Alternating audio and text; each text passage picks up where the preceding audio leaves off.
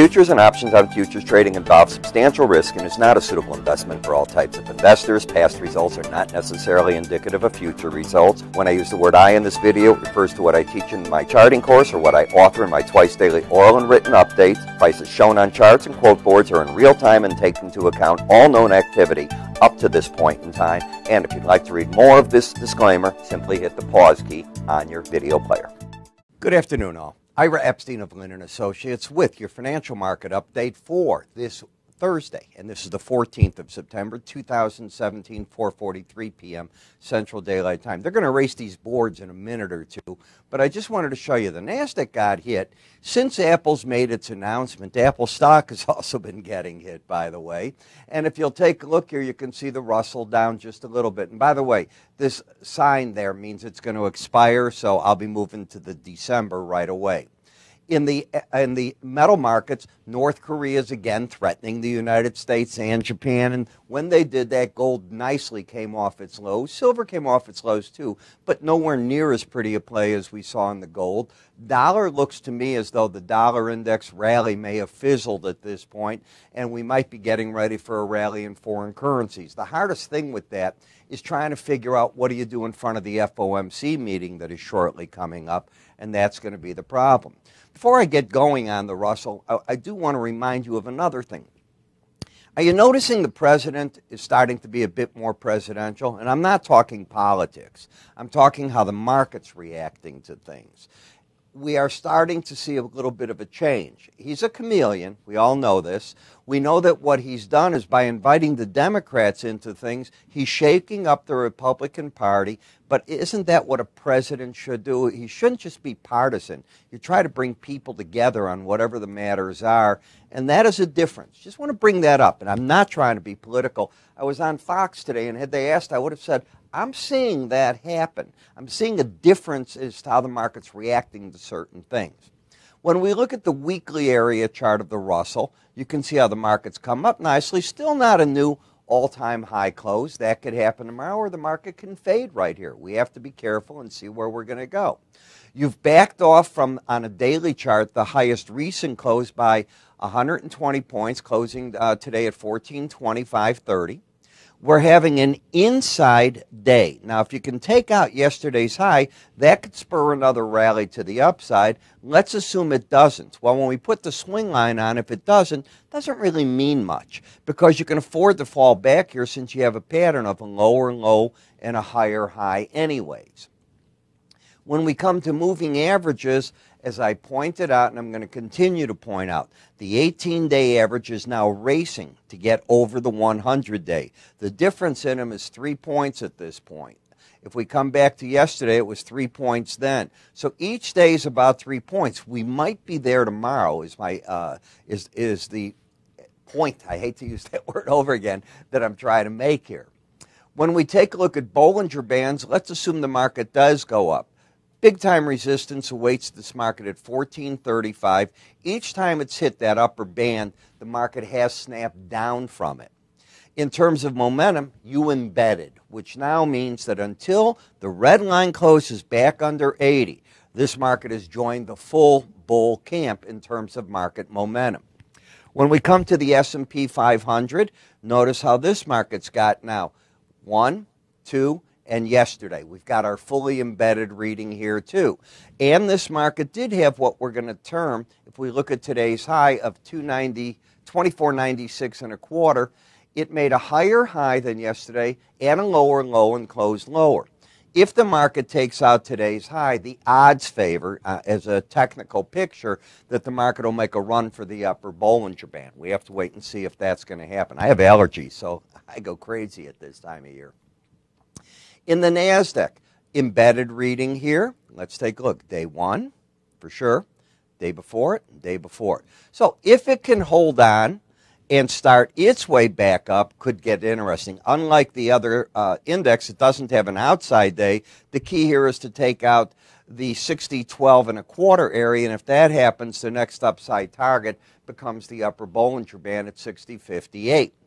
In the Dow, just plain overbought. And this was the powerhouse today. Everybody was talking as I was on TV, look at this market, new all-time highs.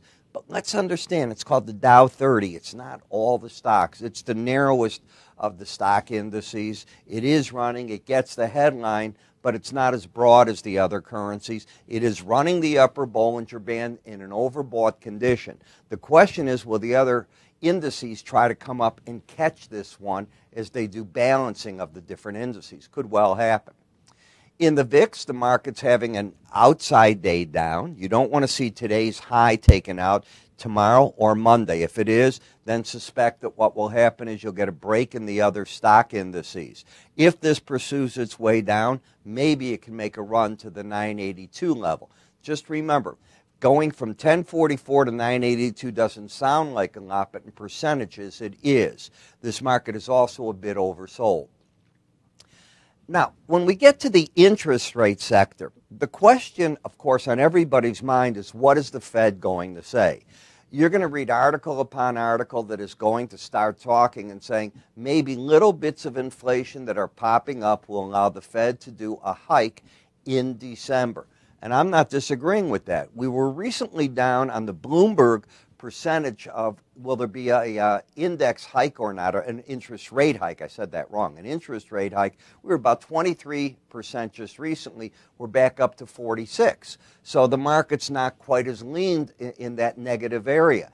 But this is just like you come from Missouri. You got to show me. You got to prove that the market can do what it's supposed to do and get some of that inflation going, and that's what you're seeing now. You're out of a trend on TLT. You got a higher high and lower low. Maybe you make it to the lower Bollinger Band, but you're very oversold. Odds favor this market might get back to that 18-day average to figure out what to do. It could be the same play in the bond market. Oversold, not trending, higher high, lower low. If it does break, I'm not looking for much more than that lower Bollinger Band unless we had some piece of news out of the FOMC that really spooks the market. Other than that, I think the market's done a lot by taking out from 158.29, coming down 4 full points almost. So that is why I'm not overly bearish here. I think the market's already done a lot of building that in. Same thing here, higher high, lower low, close to the lower Bollinger Band, but too oversold to want to do anything. And in the dollar index, you hit a brick wall when you hit the 18-day average of closes. The market is also no longer in oversold territory. And remember, I've moved to all the December currencies. So I'm going to call this market neutral at this point in time. In the euro currency, I'm going to call it neutral. It worked its way down from the upper Bollinger Band to the 18-day average. Now the question is, what does the dollar and the euro do against that number?